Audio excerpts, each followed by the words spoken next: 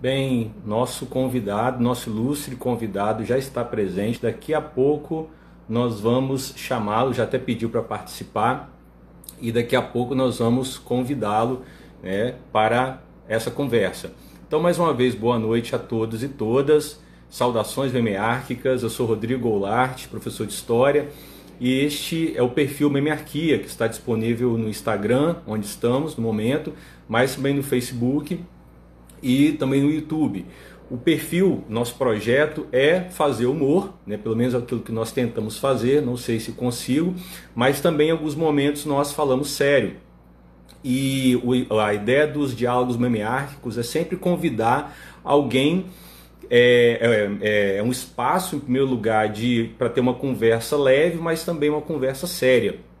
E a nossa conversa hoje é duplamente séria, porque ela fala sobre política e também fala sobre religião no Brasil, né? Fala sobre esses dois assuntos que são muito importantes, muito sérios, né? E para essa conversa nós convidamos o reverendo Ariovaldo Ramos, que é pastor, professor e é coordenador da Frente de Evangélicos pelo Estado de Direito aqui do nosso país. E sem mais delongas, vou aqui convidá-lo para essa conversa. Vou chamar.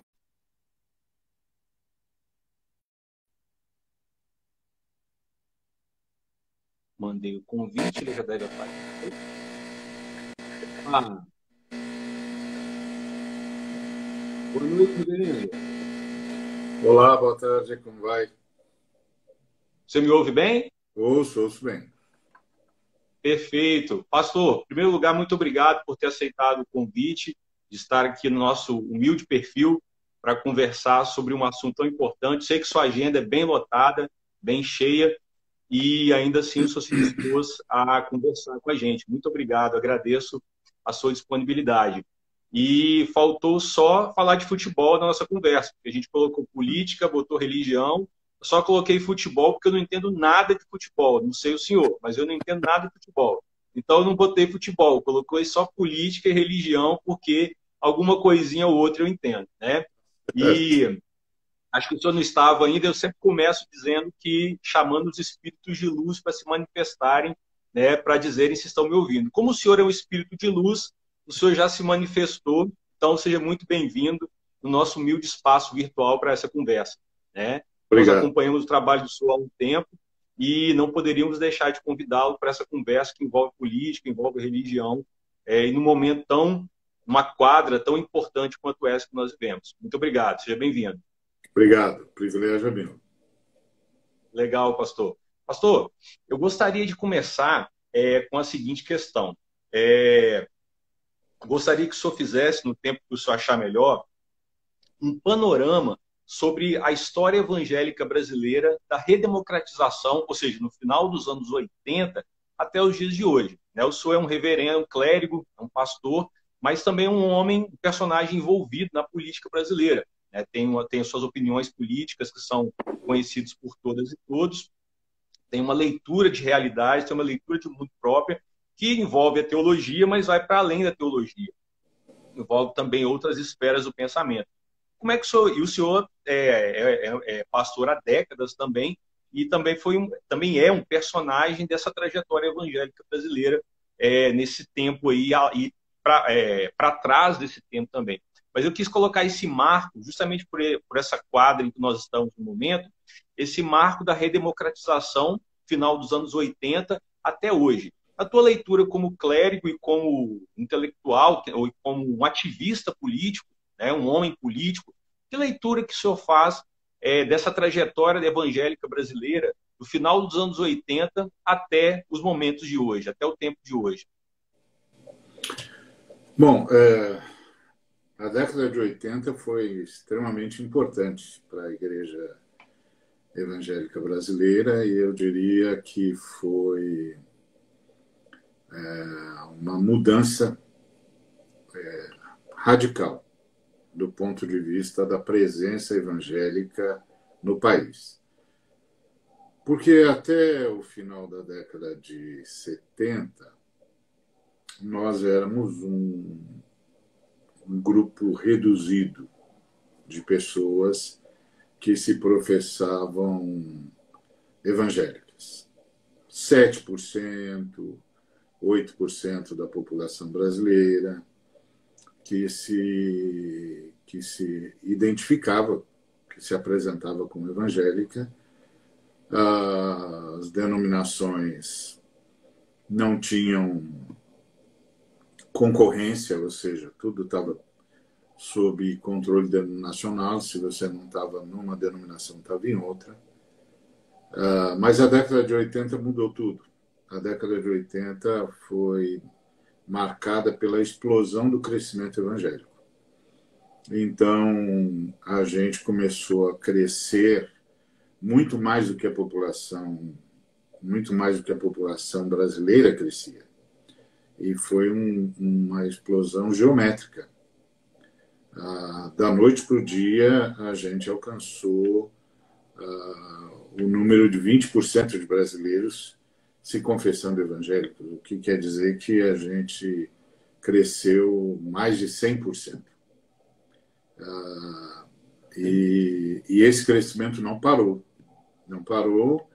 e a gente foi se multiplicando e continua, e há indicadores aí que dão conta de que nós vamos a 50% da população. E talvez até mais, em curto espaço de tempo, e os IBOPs, os IBGEs da vida, aí já dão conta que a juventude já é mais de 50% evangélica. O que quer dizer que é uma religião que tem um futuro expressivo, desse ponto de vista do crescimento numérico. Mas se complicou a situação, duas situações se complicaram para os evangélicos a partir da década de 80. O primeiro foi a própria situação denominacional. A igreja evangélica começou a crescer, mas cada vez mais à margem das denominações, gerando um novo fenômeno, que eram as comunidades, e depois dessas comunidades, um outro fenômeno que é chamado de igreja independente. E hoje, os evangélicos, em sua maioria, estão nas igrejas independentes e não nas denominações. O que isso significa? Isso significa que a teologia não está mais sob controle. Antes, a teologia estava sob controle denominacional. Então, quem era pentecostal era pentecostal e sabia por que era. Quem era histórico, seja arminiano, batista, ou calvinista, presbiteriano, congregacional, etc., sabia o que era e por que era. Com a explosão das comunidades e a explosão das igrejas independentes, a teologia saiu de controle. Ninguém mais tem controle sobre a teologia evangélica. E dois fenômenos teológicos entraram em território brasileiro, que foi a pregação da prosperidade, que é eminentemente capitalista, e a pregação da batalha espiritual, que é belicista e militante. Então, esses dois fenômenos vieram dos Estados Unidos e entraram na igreja que estava passando por essa ebulição, de um lado, e, ao mesmo tempo, passando por essa desorganização teológica. E, então, sem número de vozes que até então não eram ouvidas, passaram a ser ouvidas. E aí você entrou numa miscelânea teológica assustadora, de modo que hoje há grupos evangélicos, ou que se dizem evangélicos, em que você nota muito pouca coisa da reforma protestante. Muito pouca coisa. Só elementos mais básicos, como usar a mesma Bíblia, coisas desse nível, crer que Jesus Cristo é o Redentor, mas é só, não tem muito mais coisa em comum, não. E O mundo pentecostal, a igreja pentecostal explodiu, porque foi a que mais cresceu desde sempre. E um outro fenômeno aconteceu, que é o neopentecostalismo, que traz a pregação da prosperidade, que começa a crescer também de forma considerável e a influenciar primeiramente os pentecostais e depois influenciar as próprias igrejas históricas, as mais antigas, as mais protestantes. E a pregação da batalha espiritual faz a mesma coisa, primeiramente com os pentecostais e com os neopentecostais, essa coisa mais belicista, mais de tomar o poder, de exercer o domínio, de derrotar o diabo, etc. E aí começaram a localizar por onde é que andava o diabo. E aí deixaram de atacar o diabo e passaram a atacar o mensageiro, ou seja, é aquela velha história do camarada que diz: não atire em mim que eu sou só um mensageiro. Então, a pregação da batalha espiritual falava muito do diabo, mas atingiu o mensageiro. Começou a destruir a vida de pessoas, de instituições, etc. E tal. Então, essa miscelânea é o mundo evangélico hoje, com uma ênfase moralista enorme. Essa ênfase moralista é uma perda de qualidade, porque a fé evangélica, a fé protestante, majoritariamente dizendo, não é moralista. Ela tem moral, é lógico, como qualquer segmento humano, mas ela não é moralista, ou seja, ela não acredita que os seres humanos sejam salvos pelo seu comportamento. Ela acredita que a salvação é um ato divino, é um ato de Deus por sua graça e que independe do comportamento ou não do ser humano, até porque a proposta da redenção é que a redenção vai mudar o ser humano e não o ser humano vai mudar-se para receber a redenção. É o contrário. Ele recebe a redenção e a redenção vai mudando a pessoa. Essa sempre foi a ênfase protestante. Deus é o responsável pela redenção na Trindade, a Trindade é responsável pela redenção, a Trindade vem, resgata o sujeito e começa a mudar a vida dele. É sempre de Deus para o homem, nunca do homem para Deus. Então, isso mudou. Quando entra o moralismo, começa a ser do homem para Deus. E isso é eminentemente comportamental, e tudo que é eminentemente comportamental fica por conta, abre espaço para um juízo constante. Aí todo mundo virou juiz de todo mundo e virou uma loucura, porque agora não era mais o que Deus vai fazer em mim e por mim, mas o que é que eu vou fazer por Deus. Que nunca foi a ênfase protestante, nunca foi. A ideia protestante nunca é o que você vai fazer por Deus ou para Deus, mas o que Deus vai fazer em você, com você e através de você. Então, essa mudança é uma mudança de fundo, é uma mudança de muita qualidade. E essa mudança para o moralismo abriu uma pauta na igreja evangélica que não era comum, que é justamente essa coisa do comportamento humano, da questão do gênero, da questão de o que é certo, o que é errado, que não era parte da fé evangélica. E mesmo quando a fé evangélica, por exemplo, na época da ditadura, tomou partido dos militares, ela não tomou partido dos militares por questões morais. Tomou partido dos militares porque tinha medo dos comunistas e acreditou nos militares e que o comunismo ia entrar no Brasil. Mas não tinha nada a ver com redenção, não tinha nada a ver com comportamento moral, não era esse o caminho, não era essa a reflexão. Mas agora é. Agora é. Agora é essa coisa da família brasileira, essa coisa... enfim, essa coisa moralista que, na verdade, era comum na Igreja de Roma, mas não era comum na Igreja protestante. Perfeito. Pastor, na tua fala, dois momentos me chamaram, toda a fala me chamou a atenção, mas dois momentos que eu gostaria de destacar, que o primeiro que, quando o senhor apresenta essa fragmentação, vamos chamar assim, do mundo evangélico, dos anos 80 para cá, em que há essas comunidades independentes, e o senhor usa o termo de que um sem número de vozes passou a ser ouvidos. Esse é um ponto.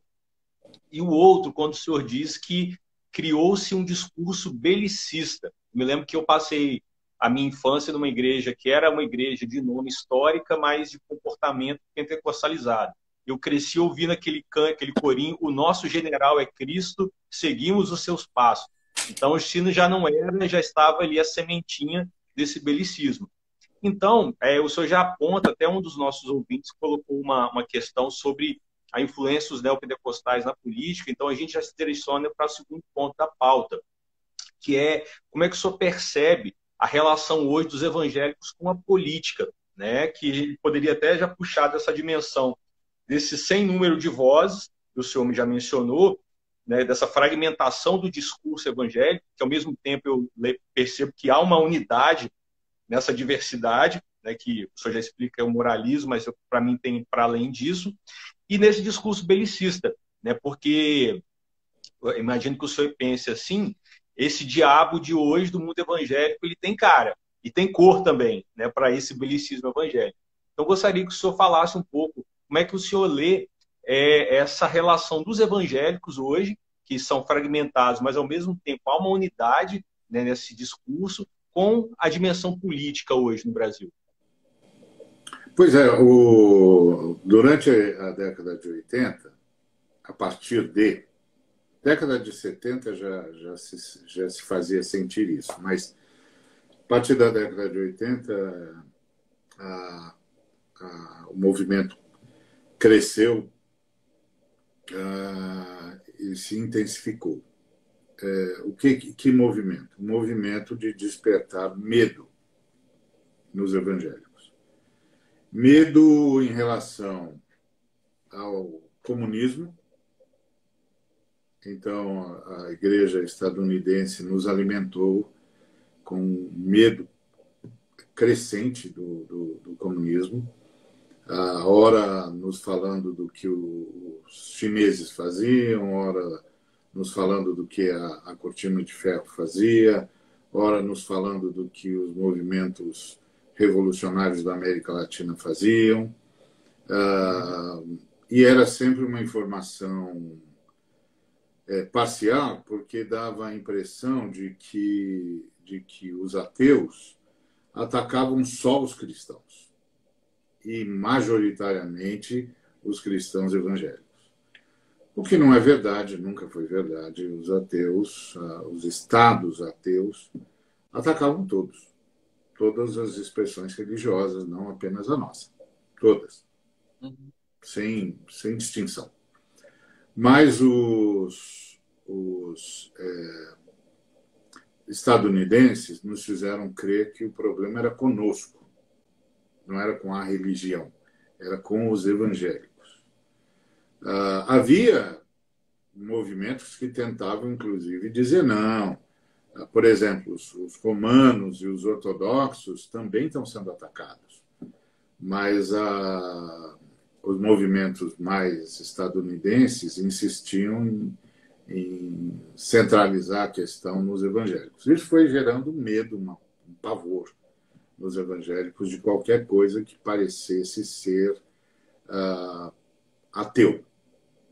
E decididos ficaram de que o socialismo era necessariamente ateu. O que não é verdade. Não é verdade. O socialismo prescinde de religião, porque o ateísmo é outra religião. Qualquer afirmação que você faça sobre Deus é religiosa. A única afirmação que você pode fazer sobre Deus sem ser religiosa é o agnosticismo. É você dizer, não sei se Deus existe ou não. Ponto. Isso não é religioso. Mas se você diz Deus existe, é religião. Se você diz Deus não existe, é religião. Porque nenhum pode provar o A, nem pode provar o B. Então, são declarações de fé. eu creio que Deus existe. O outro diz, eu creio que ele não existe. Pronto, eu creio é que define religião. Então, o ateísmo é um outro tipo de religião. Então, o ateísmo, sim, atacou a religião organizada. Mas o socialismo prescinde da religião. Não precisa da religião para se estabelecer, nem para ser um regime socioeconômico, político, nada disso. Só que os estadunidenses fizeram o casamento das duas coisas. Necessariamente o socialismo é ateu. E necessariamente o ateísmo é persecutório. Tudo isso é discutível, mas passou. Então isso gerou um grande medo. Depois, o foco foi o mundo islâmico. Então, a ideia de criar medo do mundo islâmico. E, finalmente, porque a teologia tinha mudado para o moralismo, portanto, abandonado a doutrina da graça, que é a pregação de que Deus, por sua graça, salva o ser humano e então começa a transformar o ser humano, ou a mudar o ser humano, que o ser humano nasce de novo e começa numa outra matriz humana. Essa doutrina, que sempre foi a doutrina base da fé protestante, foi sendo esquecida e sendo substituída por uma doutrina moralista de boas obras, de o que eu faço para Deus poder me abençoar ou se agradar de mim ou coisa que o valha. E aí, quando isso muda, a questão moral entra. E aí a ideia de salvar a família. Esse conceito, por exemplo, da família, a família cristã, sempre foi um conceito romano, nunca foi um conceito evangélico. Porque os evangélicos foram muito perseguidos no Brasil quando chegaram aqui, e a gente não podia casar oficialmente, porque para você casar você tinha de ser casado na igreja de Roma, e como a gente não ia na igreja de Roma, então nossos casamentos não eram registrados, nossos filhos não tinham acesso a registro civil, nossos mortos não podiam ser enterrados em cemitério público, e havia hospitais, inclusive, que nem atendiam a gente, porque a gente não era romano, era evangélico. Então, os evangélicos nunca desenvolveram essa identificação com a família cristã, por entender que essa, inclusive, era a grande desculpa romana para atacar a gente. E, com o passar do tempo, com a mudança da teologia, esse discurso veio para o meio evangélico também. E o meio evangélico começou a fazer juízos morais e moralistas.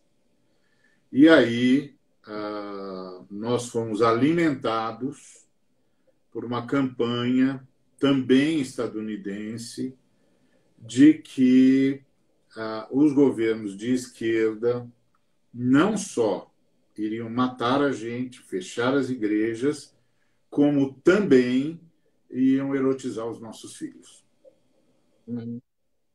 Então, os evangélicos de agora são totalmente diferentes, com uma perspectiva que não tem suporte na reforma protestante e que é fruto dessa miscelânea que virou a teologia no Brasil.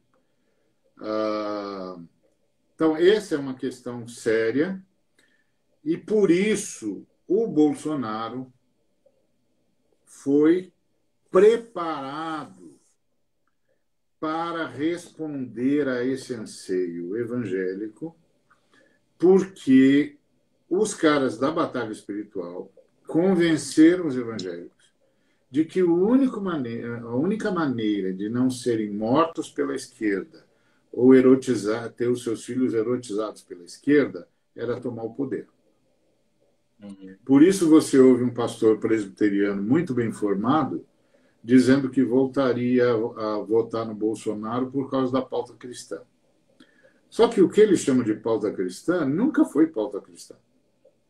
A pauta cristã sempre foi a redenção e a Sim. transformação por meio do poder do Espírito Santo, que ia gerar uma Uhum. sociedade melhor, um mundo melhor, fraterno, de amor, de partilha, de justiça, etc, etc, etc.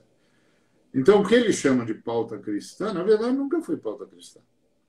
É uma Uhum. pauta estadunidense que tem a ver com a maioria moral americana, estadunidense, com o protestantismo branco estadunidense.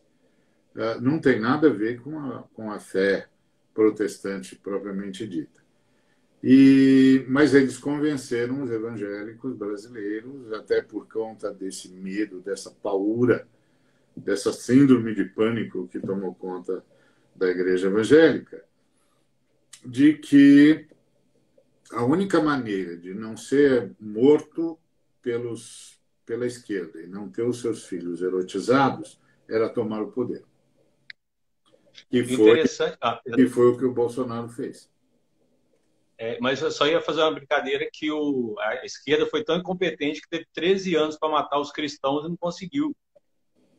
Pois é, veja você, né? 13, pois é. Veja você. E, exatamente. E o senhor menciona essa situação atual do belicismo, que o senhor já chegou no nosso. Esse contexto, né, desse contexto político atual, que é esse discurso belicista.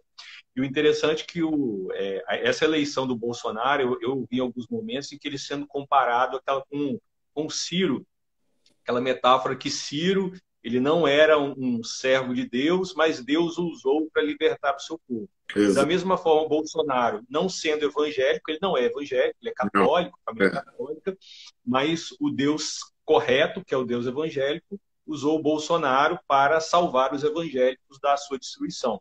é, Então, esse jogo de metáforas, de símbolos, né, ele é muito importante, né? Até a esposa dele é evangélica, mas ele em si ele foi batizado e tal, lá no Jordão, por o pastor Everaldo, salvo engano, né? isso. Mas ele não é evangélico, Não, a tradição dele é o não. catolicismo, né? Mas ele abraçou essa pauta que é evangélica, mas também é de um grupo mais duro do catolicismo, né? Mais ligado àquela renovação carismática, que Isso. tem uma pauta mais moral também, e ele leu esses tempos, ou alguém leu para ele, não sei, e ele navegou, ou ele surfou nessa, foi uma tempestade perfeita para ele, e ele Foi. conseguiu se deslanchar, né, É. infelizmente. Que é uma coisa que a direita vem fazendo em muitos lugares do mundo. Aproveitar Sim, sim. essa insegurança evangélica que foi Uhum, alimentada a partir da igreja estadunidense, não só no Brasil, mas toda a América Latina e em várias partes do mundo, na África, na Ásia, uhum, e parte da Europa, a Europa mais por conta dos romanos do que dos evangélicos, e nessa lógica de medo, onde a direita parece ser a salvação da lavoura. E o pior é que uhum. vai sendo a direita mais hedionda possível, né? O nazismo, o neofascismo, o, Sim. o, o racismo levado às últimas consequências, o escravismo vai tomando conta e a igreja evangélica, movida pelo medo, vai perdendo a capacidade de discernimento, vai perdendo a Sim. lucidez. O medo tira a lucidez, né? O medo forma alguns heróis, mas cria a multidão de covardes. Então, Sim. os heróis se dão conta de que, pelo amor de Deus, tem alguma coisa errada aqui. Mas Uhum, os covardes vão se abrigar. uhum. E foi exatamente isso que aconteceu. O pessoal foi se abrigar e se abrigou no que há de pior na história da humanidade. Sim. Pastor, ainda nessa pauta da política atual, como nós falamos no início e repetimos também, o senhor é coordenador da Frente Nacional Evangélica pelo Estado de Direito. E nós estamos ainda conversando sobre a política brasileira, né, que é o nosso tema aqui também. E já falamos aí um pouco sobre Bolsonaro, sobre esse contexto presente. O senhor percebe hoje que há uma ameaça concreta, real, à democracia brasileira? O senhor que é um intelectual e um ativista político também, pelos meios que o senhor transita, com quem o senhor conversa, o senhor percebe a existência de uma ameaça real à nossa democracia, à democracia brasileira hoje, 2021? Essa é uma pergunta complexa. Eu diria assim, se a gente prestasse atenção, se a gente contasse como protagonista dessa história recente da política brasileira, se a gente contasse só com o Bolsonaro e os seus apoiadores políticos, haveria sim. Haveria. O Bolsonaro deu sinais de golpe de Estado, de gostaria de promover um golpe de Estado, deu sinais de autoritarismo graves, deu sinais de golpismo. Assim, é notório que ele tentou sublevar as Forças Armadas. Então, olhando nessa perspectiva, se ele fosse o único protagonista dessa história, sim, haveria uma ameaça real. Mas primeiro, mudou o governo norte-americano, o governo estadunidense mudou. E a mudança do governo estadunidense para um governo de centro, às vezes com uma inclinação leve para a esquerda, mas de centro, e com uma ênfase mais democrata,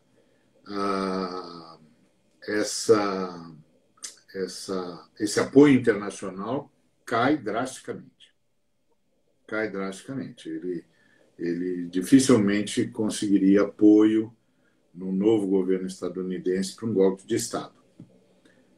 Segundo, o fato de que, finalmente, os nossos oficiais generais das três forças mandaram um recado para o presidente dizendo que não estão a serviço do governo, estão a serviço do Estado e que vão se manter no seu papel constitucional e não vão se meter em política.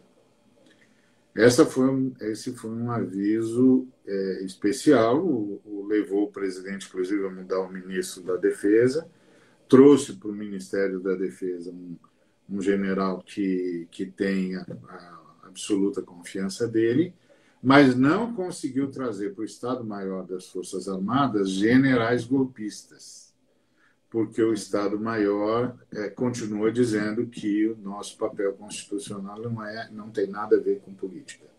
Tem a ver com o Estado, não com o governo. Então, isso é joia, porque o nosso mandatário aí estava tratando as Forças Armadas como fossem seus jagunços. Que é bem típico da história brasileira. E os militares mandaram um recado papo reto, como diz a garotada, né? Nós não somos seus jagunços, nós não vamos abrir mão da Constituição, nós não vamos nos ver como agentes do Estado, agentes do governo, nós somos agentes do Estado. Então, essa é uma garantia, se bem que garantia no Brasil é assim, né? Como é que é? Mas não é muito. Mas, pelo menos, diminuiu a pressão. Diminuiu a pressão. Teve um momento, nesses tempos recentes, que a pressão estava muito elevada. Muito elevada. A gente, inclusive, começou a se preparar para um estado de exceção.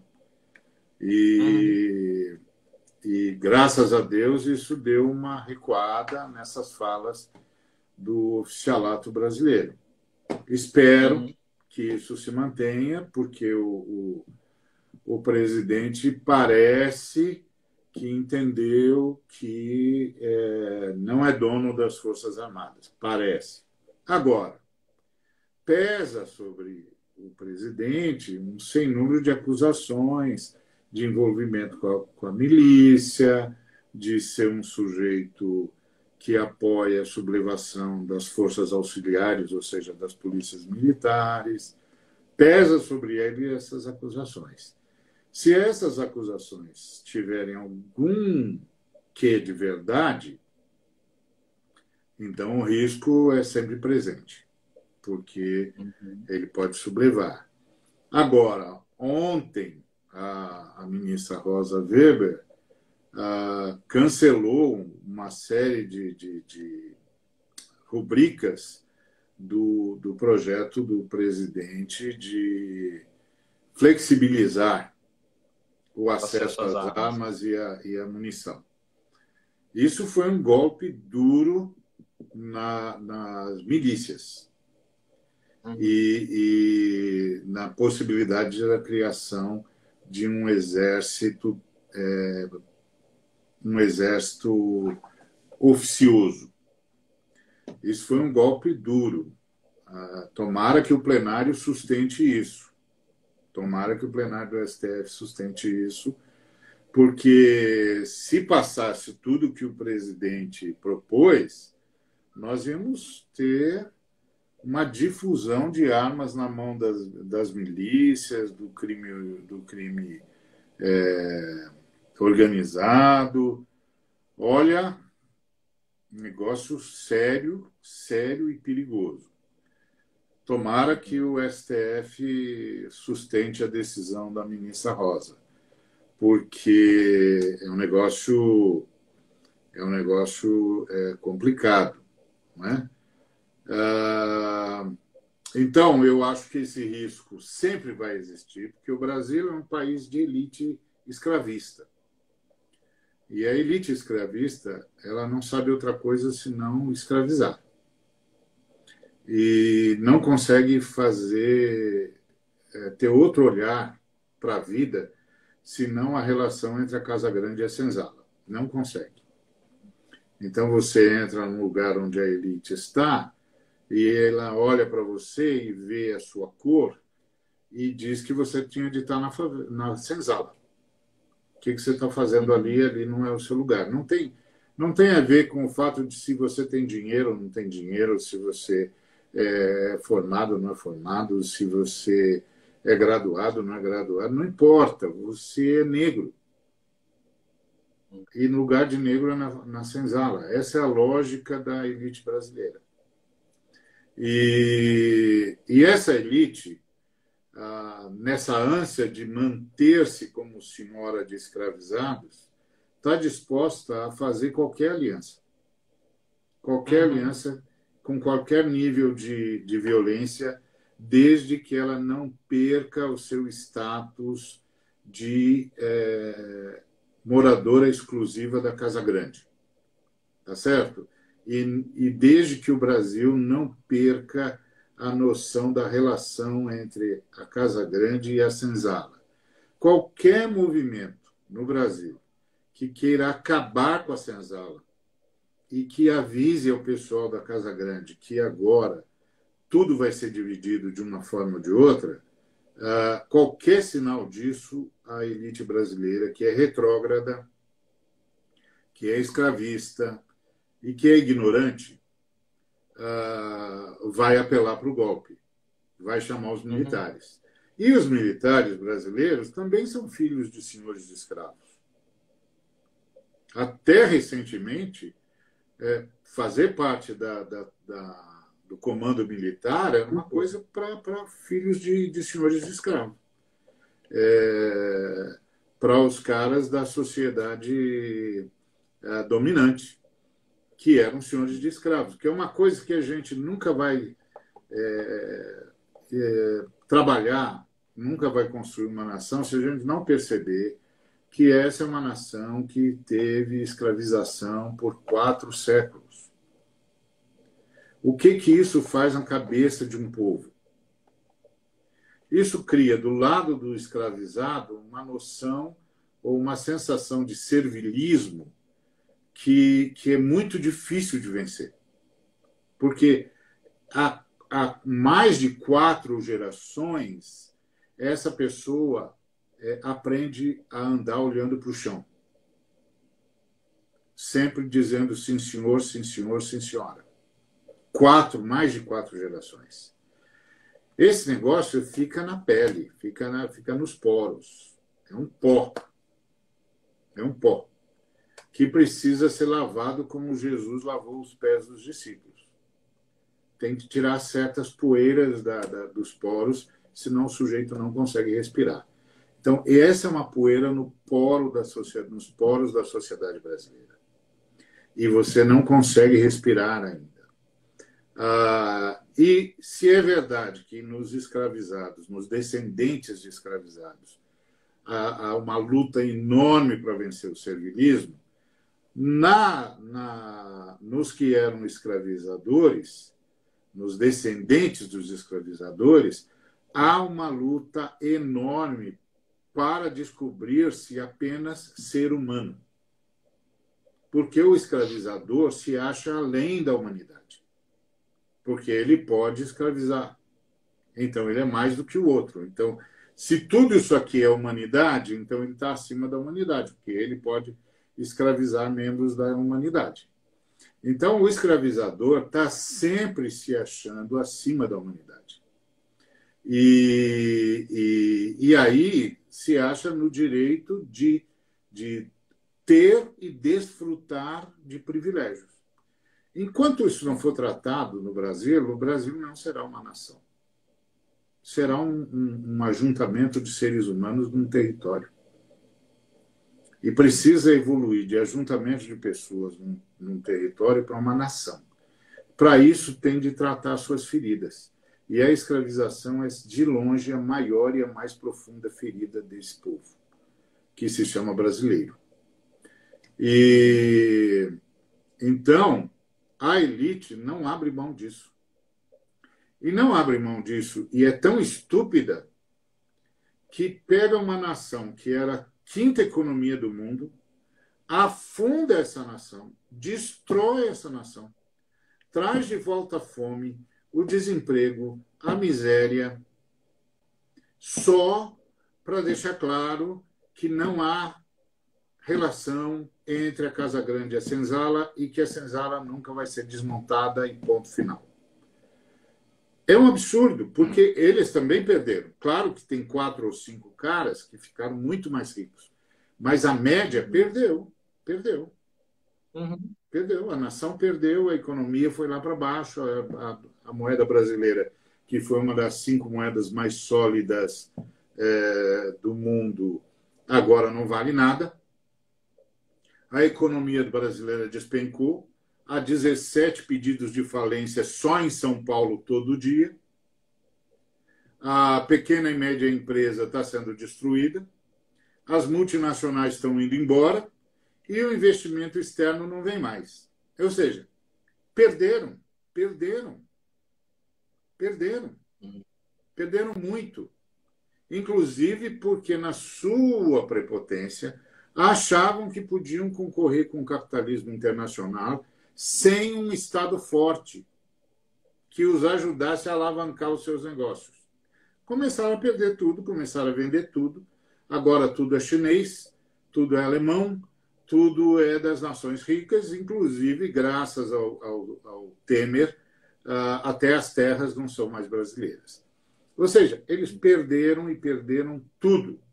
Só que eles são tão orgulhosos, tão cegos, tão obtusos, que eles vão levar um tempão para descobrir isso. E agora vão ter de conviver com multidões famintas. Multidões. Tem 116 milhões de brasileiros. 116 milhões de brasileiros em situação de insegurança alimentar. Esse governo, tanto do Temer quanto o do Bolsonaro, não souberam dar o valor para as pequenas e médias empresas, que são quem realmente dá emprego, não souberam dar valor, não financiaram, não bancaram, não os ajudaram e foram tolhidos pela pandemia, que não estava, obviamente, na agenda de ninguém. Nenhum de nós jamais imaginou que esse absurdo ia acontecer. Aconteceu na China e os ricos trouxeram para nós. Porque essa é uma pandemia que os ricos trouxeram. Que eles que vinham de avião para cima e para baixo. E eles que trouxeram para a gente essa porcaria. E aí, a morte, o presidente da República, mancomunado com a elite, liberou a elite para cuidar de si e resolveu que, em relação aos pobres, ia fazer imunização do rebanho. Deixa morrer o maior número de pessoas, ou o número que tem de morrer, e pronto, depois está todo mundo imunizado, os que sobreviverão sempre. O que ninguém contava é que esse vírus é mutante. E as mutações se multiplicam. Cada dia tem uma cepa nova. E o número de mortes não para. E o vírus vai ficando cada vez mais letal. E se a gente não trabalhar logo, vai ter uma mutação que a vacina não alcança. Então, é um desastre. É um desastre. Toda vez que a elite escravista toma o poder, é um desastre. Porque eles são ignorantes, eles são absolutamente estapafúrdios. O Cristiano acha que o Ciro tem um projeto nacional. Bom, o Ciro tomara que ele tenha. Até hoje ele só teve um projeto pessoal.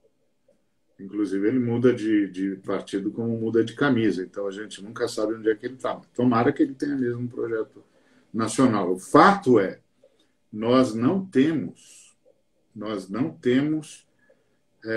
uma compreensão do ethos brasileiro. O que significa ser brasileiro? O que significa ser brasileiro num país que teve escravidão por 4 séculos? Ponto. E aí você diz assim, não, é a relação, mas essa relação escravista, ela acaba com a abolição. A abolição foi uma piada, né? Cabe bem aqui no seu canal, como você fala, que é mais humorista. Pois é, uma piada. Foi uma piada de muito mau gosto, não teve abolição nenhuma. E tem mais. A chegada dos migrantes europeus é um complicador para os europeus, porque eles chegaram aqui, vieram para uma nação acostumada a ter escravo e tiveram de cavar com a unha no espaço brasileiro, no Brasil. Cavar com a unha. Porque a elite começou a tratá-los do mesmo jeito. Essa é uma história que ninguém contou ainda. Ninguém contou ainda como os migrantes estrangeiros foram tratados no Brasil até que conseguiram cavar com a unha um túnel para sair dessa loucura. Tá certo? Que nós, negros e negras, não conseguimos, porque a cor da nossa pele identifica na hora para os escravistas que nós não devíamos estar onde estamos. Então, não é simples. Não é simples. Sim. A situação no Brasil não é simples. E não é simples não por causa do Bolsonaro. O Bolsonaro é um limítrofe. Não é simples por causa da elite escravista. Se a elite escravista mudar, não vai haver nação para ninguém. Porque se não há nação para todo mundo, não há nação para ninguém. É uma coisa que todo mundo precisa perceber. A esquerda também tem dificuldade de entender a escravização no Brasil. Várias vezes eu falei para pessoas da esquerda, vocês não entenderam. Vocês não entenderam, vocês não entenderam. Vocês não entenderam o Brasil ainda. Vocês vieram com uma teoria eurocêntrica e jogaram aqui nas costas da gente. E a gente até é capaz de concordar com a lógica da teoria, mas lembre-se, quando Engels e Marx estavam falando de proletário, o que vocês chamariam de proletário no Brasil era propriedade do dono da fazenda. Então, assim, meu avô, meu bisavô, meu tataravô, eles não venderam a força de trabalho deles. Eles eram propriedade. Uhum. Então, não dá para você falar em proletário quando a gente era propriedade. Então, vocês têm que repensar tudo a partir da realidade brasileira para, então, ter uma proposta que tenha a ver com a realidade brasileira. Sim, e nesse repensar dentro dessa pauta, são alguns pontos, todo me chamou a atenção, mas só para a gente destacar, quando o senhor citou um determinado pastor reformado que disse que votaria no Bolsonaro novamente, né, para evitar a volta da esquerda, o comunismo, uma coisa assim. Isso nos leva, traçando um paralelo com essa dinâmica da Casa Grande, da Senzala, se nós pensarmos hoje, pastor, na cúpula da Igreja Evangélica Brasileira, eu não estou me referindo ao evangélico médio ou à base da Igreja Evangélica que está nas pequenas comunidades ou na periferia, mas se nós pensarmos na cúpula da Igreja Evangélica e das igrejas poderosas evangélicas brasileiras, é uma pergunta que vai soar meio óbvia, mas é importante que a gente faça essa reflexão, penso eu. Ela está nessa dinâmica da Casa Grande, se nós olharmos para a cúpula da Igreja Evangélica Brasileira, aí, e pensando nisso, com essa cúpula dessa Igreja Evangélica hoje, e nos aproximando aí do nosso último ponto de pauta, é possível nós pensarmos, pastor, um diálogo interreligioso no Brasil? Porque se fala muito disso, né, desse diálogo interreligioso, o pastor Henrique fala muito disso. Nós sabemos que nós temos evangélicos, pastores, né? Mas pensando na cúpula evangélica brasileira hoje, das grandes igrejas históricas, pentecostais e neopentecostais, repetindo, elas estão nessa dinâmica da Casa Grande e, estando ou não, como pensar um diálogo interreligioso diante dessa estrutura, dessa cúpula dessa igreja evangélica brasileira? Como é que o senhor analisa isso? O senhor que transita como pastor, mas também como ativista político. A partir da cúpula não haverá. A partir da cúpula não haverá. Haja vista que os líderes denominacionais que estão por detrás desse apoio a esse governo hediondo que nós temos hoje, não teriam nenhum problema se acabasse o Estado laico e o Brasil virasse um Estado evangélico. Não teriam nenhum problema. Uhum. Nenhum problema. Não vai haver nenhum diálogo. Até porque há diálogo nesse nível que nós estamos, que o Henrique está, que é essa visão evangélica progressista, de diálogo, de todos iguais, todo mundo tem direito, etc., direitos humanos, como a Frente de Evangélicos pelo Estado de Direito defende, e outros. Entre nós, sim.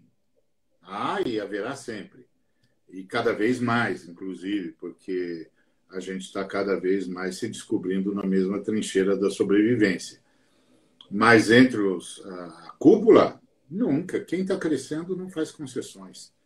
A gente precisa entender isso. Quem está crescendo não faz concessões.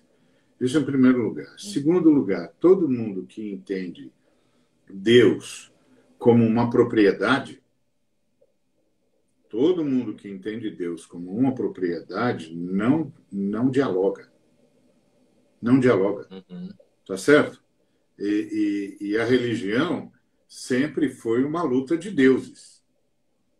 Você lê a Bíblia, você vê tantas e quantas vezes os adversários de Israel diziam que o Deus de Israel não tinha força para enfrentar o Deus deles. E faziam questão de deixar isso claro. A gente tem na Bíblia aquela cena trágica dos filisteus, que roubam a Arca da Aliança e levam a Arca da Aliança para o templo de Dagon, na expectativa de que Dagon destrua o Deus de Israel, afinal de contas, porque eles estão vencendo e estão escravizando Israel, e eles nunca entenderam o Deus de Israel, porque eles não conseguiam entender que o Deus de Israel se via como Deus de toda a humanidade, não apenas Deus de Israel, que Israel era apenas o meio pelo qual o Deus de Israel estava trazendo a redenção para a humanidade, que o alvo do Deus de Israel sempre foi a humanidade, porque ele disse isso para Abraão: em ti serão benditas todas as famílias da terra. E nunca foi um embate com outros deuses, até porque o Deus de Israel não tem de se bater com Deus nenhum para ser quem é, para fazer o que faz e para estar onde está. Então, o Deus de Israel nunca pensou com essas categorias. Mas todas as nações em volta pensavam.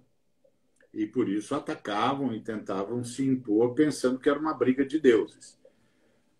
Quando você olha para a igreja evangélica brasileira, dessas denominações que você citou, com esses caras que estão lá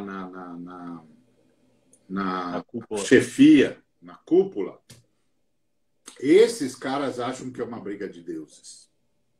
Esses caras têm a mesma reflexão pagã dos adversários do antigo Israel. Eles acham que é uma briga de deuses. Então, gente que acha isso não cede nunca. Não cede nunca, porque eles se veem como defensores de Deus. Quando as Escrituras Sagradas sempre nos ensinaram que Deus não precisa de defesa e nem está elegendo advogados. Então, Deus veio para salvar a humanidade, ponto. Não para subjugar a humanidade. Esses caras pensam que o Deus deles veio para subjugar e não para salvar. Então, eles nunca vão fazer concessão nenhuma, porque eles estão crescendo. Eles estão crescendo. E eles estão crescendo e sendo tomados de uma estupidez profunda. Porque, assim, eles estão desejando o que eles condenam nas nações confessionais. Entendeu? As nações que, inclusive, perseguem os missionários que eles enviam. Ou seja, cada vez que eles querem isso, mais razão eles dão para as nações confessionais matarem os missionários que eles mesmos mandaram. Porque qualquer grita que eles fizerem, as nações confessionais dirão: vocês só não fazem isso no Brasil porque vocês ainda não são os senhores da história, mas quando vocês forem, vocês vão fazer isso com a gente. Então, vocês vão fazer isso com a gente, mas vocês ainda não chegaram lá. Aqui nós chegamos, nós fazemos com vocês. Ponto. Então, chumbo trocado não dói, dizia meu avô. Não é isso? Então, é de uma estupidez profunda, porque os caras estão fazendo o que sempre acusaram os outros de fazer, e não só acusaram, como reprovaram. E estão fazendo a mesma coisa. Então, não tem. Com eles não tem. Não tem. Inclusive, eles olham para a gente e dizem que a gente é herege, que a gente abandonou a fé, que a gente não crê mais em Jesus Cristo como o caminho, a verdade e a vida. Nada disso. Nós cremos e vamos crer a vida toda em Jesus Cristo. Somos submissos ao seu senhorio e vamos ser sempre. O que nós entendemos é que Jesus Cristo é amor. Ponto. E que o único jeito de mostrá-lo é amando e dando às pessoas o direito de discordar da gente. Esses dias um camarada disse para mim assim: você fica estendendo a destra para todo mundo, é amigo de tudo quanto é crença, de tudo que é não sei o quê, e essa coisa de achar que as pessoas têm o direito a usar o arbítrio e a vontade delas, e não sei o que lá. Eu falei: amigo, eu não sou esse cara que você está falando. Quem é esse cara que você está falando? É a Trindade. A Trindade é que é esse cara que você está falando. Porque a Trindade viu a gente romper com ela no jardim e não matou a gente. Você mataria. Você mataria o primeiro casal. Você destruiria o universo. A Trindade não fez isso. Inclusive, a Trindade compreendeu que ia ter de ir para o sacrifício para salvar tudo que estava se perdendo. Você não iria. Então, você está me acusando de ser semelhante a Deus. Eu agradeço. Que é um grande elogio. Eu nunca imaginei que alguém um dia ia falar isso para mim. Eu nem me acho mesmo. Mas esse cara que você está descrevendo não sou eu. A primeira coisa que a Trindade garantiu com o seu sacrifício foi o arbítrio do homem. O ser humano rompeu com ele e continuou vivendo. Rompeu com ele e ele continuou dando chuvas dos céus, a tempos frutíferos, enchendo o coração de alegria e de fartura. Ele não mudou. A gente mudou, mas ele não mudou. Então, meu amigo, esse cara que você está descrevendo não sou eu. É o Deus triuno. Deus triuno é que é assim. Estende a destra para todo mundo, abençoa todo mundo, atende tudo quanto é oração, cura todo mundo que dá para curar, que não interrompe a rotina da redenção. Você está falando dele. Então só tem uma explicação, amigo. Ou eu estou com ele e você não, ou vice-versa. Escolha. Escolha, porque você não me descreveu, você descreveu ele. Então, essa estupidez vai matar a fé evangélica no Brasil se gente como nós, que somos chamados de progressistas, não mantivermos a credibilidade da nossa mensagem. Porque esses caras não estão fazendo nada pela credibilidade da nossa mensagem. Nada. Pela credibilidade de Jesus Cristo. Nada. Então, eu acho que com essa gente não dá para contar. Tem de ter misericórdia, porque a Bíblia diz que é para ter misericórdia dos que se deixaram consumir pelo ódio. É para ter misericórdia deles. É para ter misericórdia, mas não pode ser conivente. Porque o que eles querem é matar. E isso é uma tarefa do diabo, não é uma tarefa de Deus. Então, eu acho que não vai haver. E assim, só entre nós, quem está crescendo não faz concessões. Quem está decrescendo pede socorro. Quem está crescendo não concede nada. A menos que conheça o Deus eterno. E uma coisa ficou clara. Esses líderes evangélicos não conhecem o Deus eterno. Conhecem alguma religião que eles inventaram ao sabor dos ventos. Mas o Deus que se revelou em Cristo Jesus, eles não sabem quem é. Perfeito. Reverendo, o senhor é um pastor, é um homem de fé, né, como o senhor deixou bem claro nas apresentações. Eu estou aí tentando marcar um café com Deus, a gente não conseguiu ainda fechar nossas agendas para a gente tomar um café, mas né, quem sabe um dia a gente toma um café junto. Mas eu gostaria de deixar uma última questão para o senhor, que é a seguinte: diante de tudo que o senhor falou, a resposta é meio óbvia, uma pergunta óbvia, mas se o senhor fosse agora responder, se o senhor fosse procurar Deus agora, nesse momento, se eu fosse levantar da sua sala e fosse procurar Deus, se não tivesse isolamento, se eu tivesse essas duas opções, o jantar do Bolsonaro com os empresários e a cozinha solidária do MTST, em qual desses dois lugares o senhor procuraria Deus? Deus que o senhor serve. Na cozinha solidária do MST, sem dúvida. Então tá bom. Legal. Deus então o Deus do Senhor não está acima de todos, não. Está no meio de nós, né? No meio de nós. Deus está lá e... tá. Porque tem o produto dele, é o Deus que está acima de tudo e de todos. Né? Não. Deus está lá e tem mais. Está lá como garçom. Está como garçom. Boa. Bacana, pastor. Muito obrigado. Foi muito legal falar com o senhor. Grato por Eu, ter feito a gentileza de ter concedido o teu tempo, tá bom? imagina. E sucesso na caminhada. Então, uma colega minha falou aqui, a Lívia, precisamos da sua voz, não sei se o senhor leu, precisamos mesmo. Parabéns pelo teu trabalho, pela tua caminhada, saúde e se cuide. Muito obrigado. Obrigado, você também. Valeu. Um abraço, pastor. Tudo de Outro. bom. Tchau, tchau. Tchau.